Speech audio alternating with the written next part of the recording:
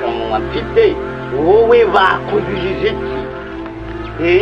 byo bamfatiye agafukamunwa nari nakambara hano kubera mugeze muzamuka hano ku gasima aho bariho mu nsambu reba hano harimo n'umusinzi noneho nafashewe ameze nawe afite amahane afite amatiku arenda kunsarana mubanguke rwose mumafashe turebe ko twabajyana kuko bameze nabi abandi mushyiremo kuraje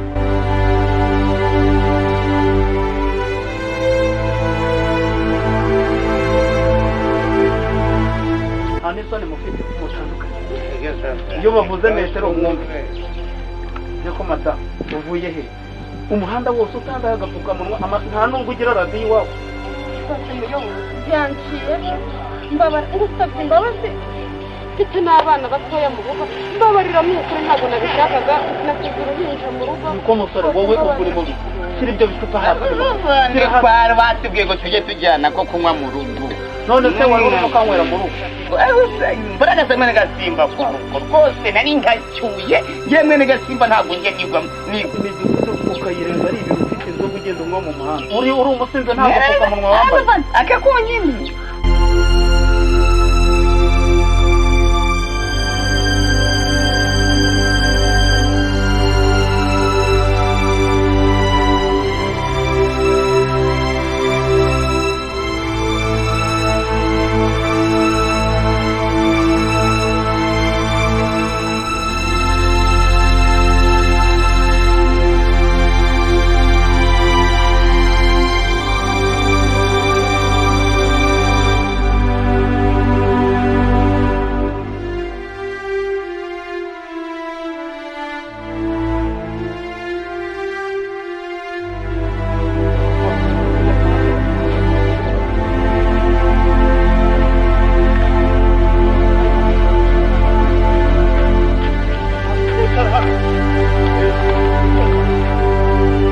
muhagarare basore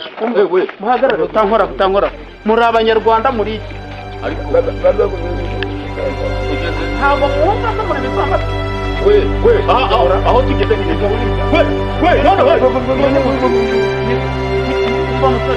ahantu muri abanyarwanda batazi kwambara agapfukamunwa ariko mukagenda mu muhanda mukarenga uyu muntu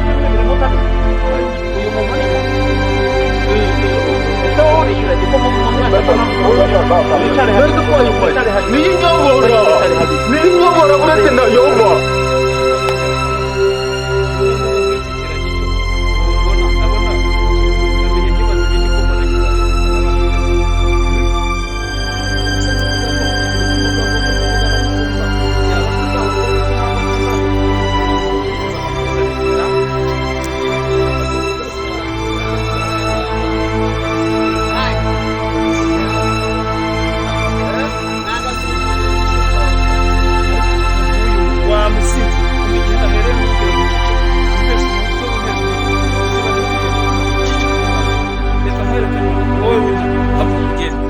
ndabona tutabasha kumvikana haguruka ugende wowe umuntu bwaho genda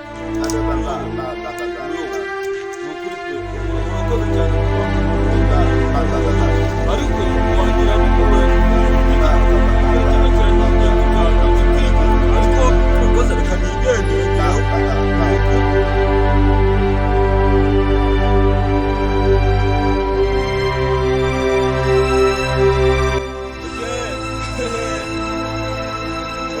Shama bakande